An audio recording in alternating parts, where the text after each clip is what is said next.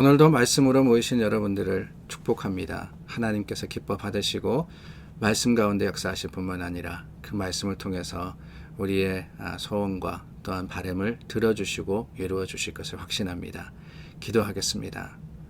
좋으신 하나님, 하나님의 약속이 있기에 믿음의 담대함을 가지고 주님의 이름을 불러 기도합니다. 세상에서 지치고 또한 상한 우리의 마음을 주님께서 돌아보시고 하나님의 위로로 위로하시며 주님의 거룩하심으로 이끌어 주시옵소서.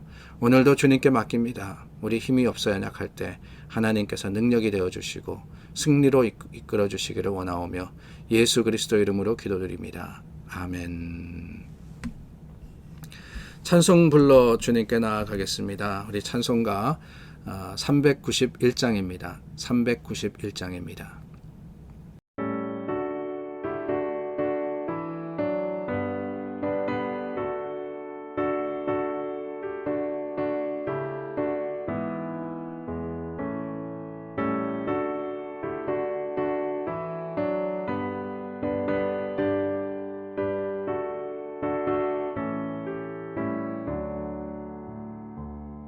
오 놀라운 구세주 예수님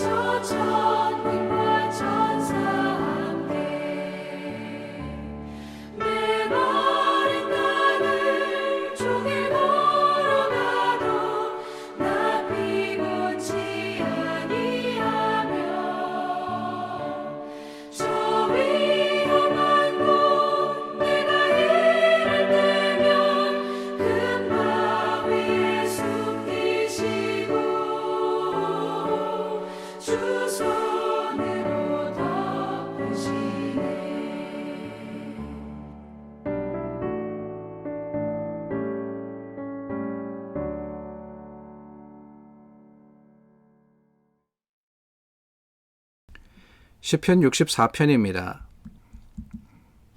하나님이여, 내가 근심하는 소리를 들으시고 원수의 두려움에서 나의 생명을 보존하소서. 주는 악을 꾀하는 자들의 음모에서 나를 숨겨주시고 악을 행하는 자들의 소동에서 나를 감추어 주소서. 그들이 칼같이 자기 혀를 연마하며 화살같이 독한 말로 겨누고 숨은 곳에서 온전한 자를 쏘며 갑자기 쏘고 두려워하지 아니하는도다. 그들은 악한 목적으로 서로 격려하며 남몰래 올무놓기를 함께 의논하고 하는 말이 누가 우리를 보리요 하며 그들은 죄악을 꾸미며 이르기를 우리가 묘책을 찾았다 하나니 각 사람의 속뜻과 마음이 깊도다. 그러나 하나님이 그들을 쏘시리니 그들이 갑자기 하늘의 화살에 상하리로다. 이러므로 그들이 엎드러지리니 그들의 혀가 그들을 해함이라. 그들을 보는 자가 다 머리를 흔들리로다. 모든 사람이 두려워하여 하나님의 일을 선포하며 그의 행하심을 깊이 생각하리로다.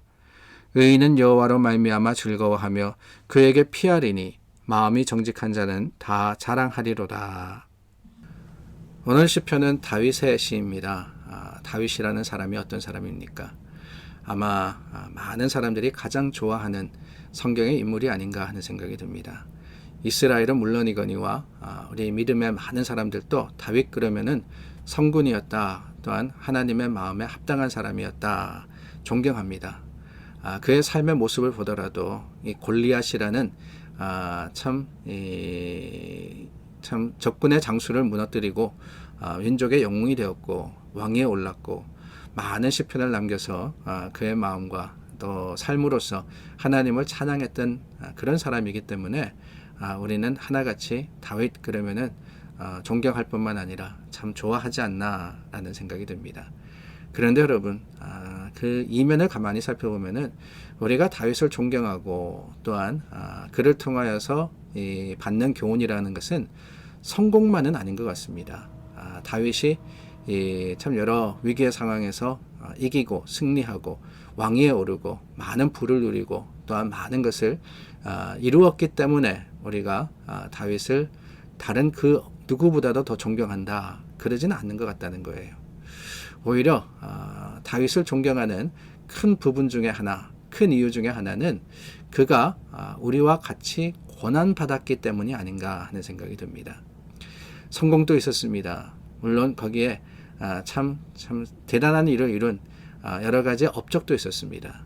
그러나 성경을 보건대 우리가 다윗을 통해서 볼 수 있는 많은 부분들은 오히려 많은 고통과 한숨과 아픔과 어려움이 아니었나 하는 생각이 드는 거예요.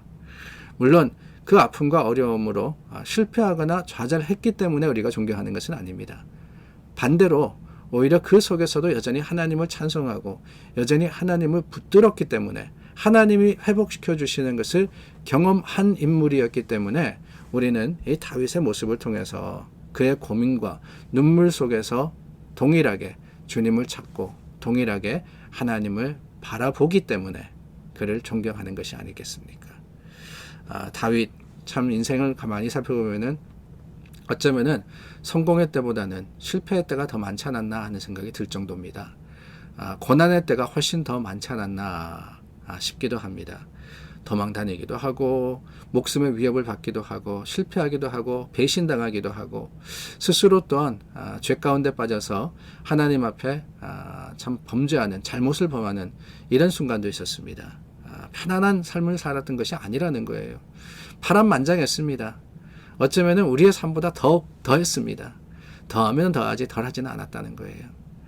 그러나 그럼에도 불구하고 하나님께서 이 모든 것들을 통해서 다윗을 빚어나가실 때 하나님의 손길을 보면서 우리는 다윗을 존경할 뿐만 아니라 하나님을 찬양하게 되는 거예요. 다윗, 하나님 마음에 합당한 사람이라 그랬습니다. 하나님께서 택하시고 기름 부으셔서 하나님의 사람으로 만드신, 하나님께서 왕으로 세우신 자입니다.